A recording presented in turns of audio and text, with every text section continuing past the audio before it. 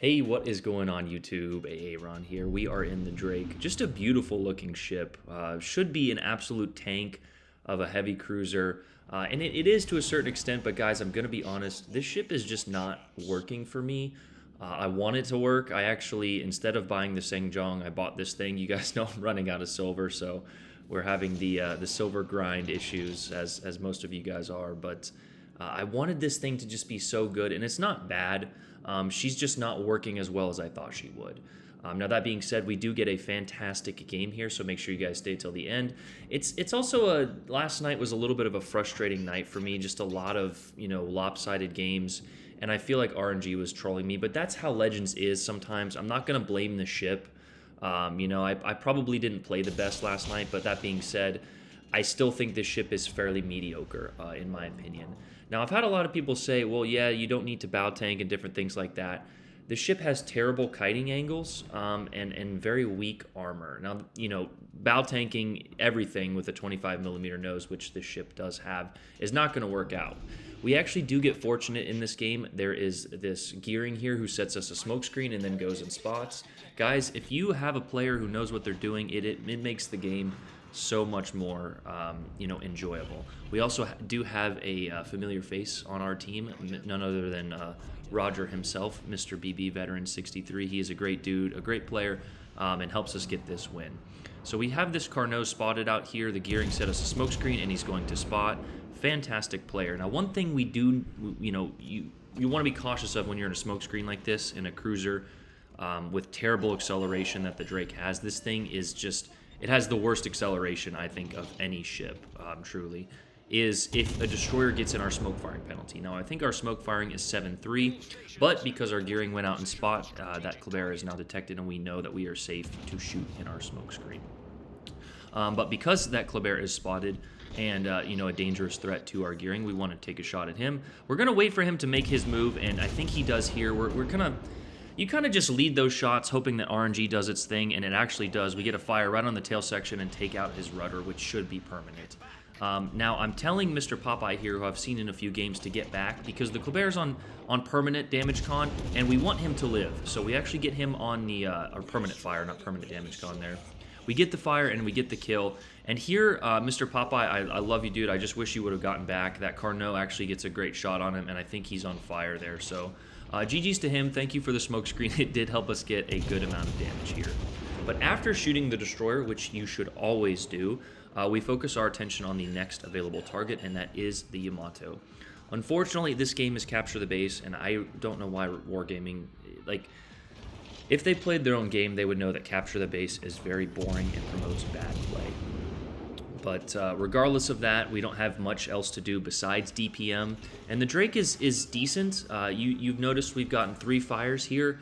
But we're at 20 target hits, and just pay attention to that because after this, I feel like I run out of fire chance. Now, that being said, I already do have 2 fires on this Yamato. So me getting another fire on those sections is impossible. So I either need to aim for the stern or the back midsection there. I actually don't know if this guy is running the damage con perk, but our smoke is up, and if you notice, we started accelerating a lot sooner because our acceleration is just very bad. But here is a little bit of that RNG troll moment. This ship has a 27% fire chance. We hit 5 shells and no fire there. Now, we do get lucky on the next salvo, but if I'm being honest, if this Yamato was paying attention, I could have been yeeted here. I have yet to get dev struck in this thing, but it has a very juicy citadel. Not quite as bad as the Albemarle and a few of the other British heavies. But yeah, there's a great hit, 8,000, 9,000 damage, and a permanent fire. And you'll notice we have been accelerating for like the last 30 seconds. So, like I said, if that Yamato had been in a different position, could have been a lot worse. And that is something that you're going to have to pay attention to in this ship. But in the meantime, we have this Carnot out here, stuck on the white line, defying the laws of physics. And we know that the Carnot is probably not going to get citadeled. Guys, that ship is very tanky. But we do load the AP and get a nice salvo. But we're going to go ahead and switch to the HE. We just want to make sure that we DPM this guy with this battleship here so we get him off the board. As soon as we kill this Carnot, we have access, free reign to essentially kite. But that Yamato is still in the middle there, even though he is burning. And if he gets a shot on us, that he could one-shot us. This ship while it is not quite as exposed as the Albemarle, is still, and I think was it this salvo? No, but the next one, you know, you'll see why you don't want to be broadside in this thing. Now, I am trying to get the rear turret on, which was a mistake here, but usually I have, you know, a better rudder sense or better sense of not being broadside, but this situation was not it. That combined with kind of a slow, you know, rudder time here, and we actually do take a nasty salvo. So keep, you know, that is just one of the, you know, the traits of the ship here. So keep that in mind. You know, you have very bad acceleration, and without a specific rudder build, you know, it is, she's very, you know, chunky. She's very, you know, just, what's the word I'm looking for? She's just an old hag, you know. It's just not an agile cruiser. Now, we are not running an agile build specifically. I do believe I have rudder in the 4th slot of Fraser, and I will show you guys the build at the end, but just not, you know, not a maneuverable cruiser in any sense. So you're going to need to utilize your positioning, or if you have a teammate, you know, setting you smoke screens, that will work as well. Here, though, we actually do get a nice, beautiful broadside on that Worcester. We have the AP loaded. The AP does smack. I just feel like it could do a little bit more, and we do get a nice Citadel to finish off the Worcester here. So, you know, not the most exciting game, but a game which is showcasing the ship, and I think that a lot of community contributors kind of lose that aspect of trying to better and showcase ships. Not every game has to be a damage record, although the games with the Schlieffen where you know, we're pushing the potential nerf button, but don't worry guys, I have been playing awful in that ship, and last night, like I said, was just one of those nights where RNG didn't go our way. But in this game, it was one of the better ones we had. We had, you know, pretty good teammates. Roger, I believe, is pushing the other flank, and here we have a Palmer, a Mino, and this gearing is out here. And I told myself at this point I could have kited, but I wanted to be aggressive with it. We have a huge team advantage in terms of ships. We do have 2 battleships behind us as well, and that Kleber is out there harassing them.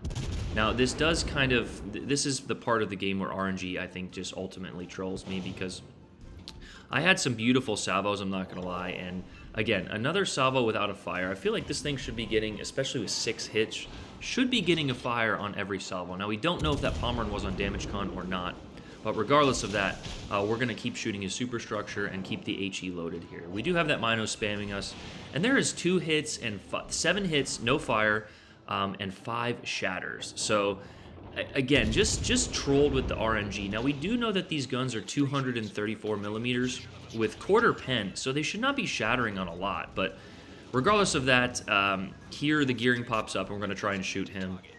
Anytime a destroyer pops up, you should shoot at it. I see so many battleship players, and man, I just went on the forum. I don't know, maybe it's just there's a lot of new players in the game, and I have complained. I've done my fair share of complaining, but the people on Facebook, man, the complaints, my goodness, you guys need to get a hobby or a job or something, man. But anyway, here we are being spammed by 3 ships. We've pushed into Palmer secondaries, which was not really that smart. But we do have our super heal. That is one of the traits of this ship, and the Palmer does go down, so we are actually undetected now, as the gearing destroys our torp tubes without resetting them. So, again, just absolutely trolled by RNG. You'll notice there we had, what, 3 fires with 20 hits, and we have fired AP a few times, but now we're almost up to 100 hits for 6 fires. So, you know, rather trolly by RNG, but we know that's how the cookie crumbles. Sometimes you get the dice rolls, sometimes you do not. But that at this point, I vividly remember I was just very frustrated with RNG and things like that. But here we have this Mino pop up, and I decided not to shoot. I thought he was going to turn broadside instead of turning broadside to all the battleships to his right, but he surprises me here. We go ahead and take a shot, and we do get a nice chunk here. You can overmatch the Mino with your 234s. He's chunking us, but with that hit and the battleships, he's not going to survive. Now, I should have been paying a little more attention. Like I said, I was just very frustrated. The gearing does launch torps, and we get a nice dodge on the first one. I should have stopped and turned back right. But anyway, we target the gearing here and do pop the Confederate for a nice little finishing touch on a frustrating match.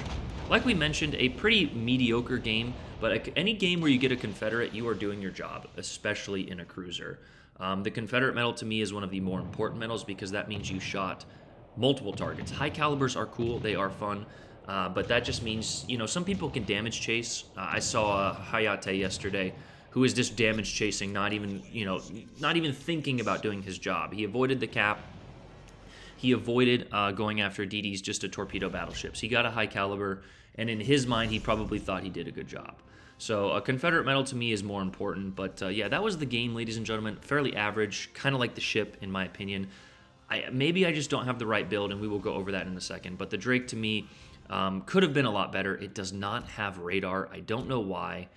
Wargaming refuses to release, certain ships. I feel like they do give a lot of love to the British here, but this one was forgotten. So survivability, you saw it on the screen there. Artillery 234s, 3x3 with a 17.2 range and a 15-second reload time. It's better than the Carnot, that's for sure. But a 15-second reload without really that much fire chance, I feel like is just abysmal. You do have some nice torpedoes, 10-kilometer range there, single fire 2x4 with a 96-second reload, so a minute and a half there approximately. It's a good reload time on those. AA is 78. Maneuverability, like we said, is average, but your acceleration is just abysmal. It is so bad. I don't know why. British are steam powered. I think it's just their trait, but it's just not good, which lends you to not be able to kite as well. We'll go ahead and take a look at the armor here. Like we mentioned, you do have a 25mm nose, so don't expect to bow tank everything. Although kiting is just not your friend either. The kiting angles are terrible on this ship. The torpedo kiting angles are awful. Your gun kiting angles are okay, but it's just not a true kiting ship, especially with that terrible acceleration. You want decent acceleration, if not good acceleration. For ships, that lend better to kiting. So you're going to have to rely on good island position, dodging if you want to choose an agile build, and just a little bit of luck and not getting absolutely blapped. So you have a nice Citadel torpedo protection there of 177. So if you do angle, you can bounce Yamato shells off that tiny belt, but that is a 27 plate if you saw above that Citadel belt there. So again, also not the best kiting angles. You do have 27 on your butt with the same exposed Citadel. So, just not a, just a clunky package. I guess that was the word I was looking for earlier. A clunky package of a British battle cruiser here, or cruiser, heavy cruiser. So it's still fun, a fun ship to me. I wish it was better though. I really wanted this one to be great. And I think with a radar, it would have been acceptable. But as it currently stands, it's not a ship I'm going to be playing often.